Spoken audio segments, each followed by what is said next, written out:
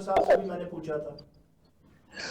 पाकिस्तान की सियासत में हर दौर में एक ना एक किरदार ऐसा रहा है जो किसी का फरमाया वो हमें सुनाता है। अगर तो पीर नवाज शरीफ साहब यही काम ज़ियाउल्लाह के दौर में करते थे, लेकिन वो चूंकि एक पीर थे लिहाजा वो उनकी पेशिंग गोइयों में आ जाता था कि पीर साहब ने पेशिंग गोई की है, बड़े आदमी थे, लखनऊ उनके मुरीद है, लिहाजा किसी की जरूरत नहीं होती थी उनके बारे में जुबान खोलने की।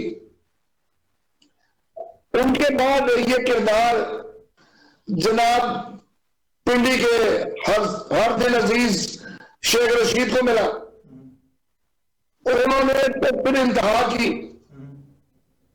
उन्होंने वो जो किरदार पीर साहब वाला था वो इस तरह निभाया कि जुबान का जो कड़ापन था, सख्ती थी, मैं तलखी थी, मैं गलत गलोच का लफ्ज इस्तेमाल करना नहीं चाह रहा क्योंकि मैं शेख साहब के मुंह से सारी गालियां मोची गेट में भी सुन चुका हूं जब वो जलसा में तकरीर करते थे और उनकी तकरीर के बाद मैदान खाली हो जाता था, हत्ता कि नवाज शरीफ की तकरीर सुनने के लिए लोग वहीं रुकते थे।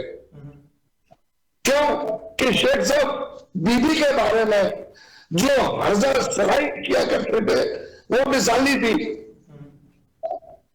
उसके बाद एक और शख्स तशरीफ लाए, वो इमरान खान के दौर में आए, वो भी पिंडी के रहने वाले हैं, मुझे उनका नाम मेरे ज़हन से निकल गया है, एमपीए थे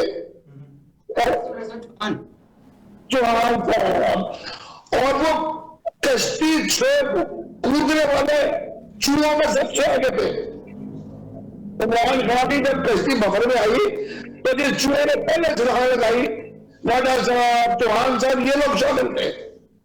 और उसके बाद इमरान खान पे हर्जा सराई की इंतहा कर दी, वो भी किसी के कहने पे थे, उनकी अपनी इतनी जरूरत नहीं थी। तो जब तक तहफुज ना मिले, आपको सेफ पैसेज ना दिया जाए, आप ऐसी बात कैसे कर सकते हैं?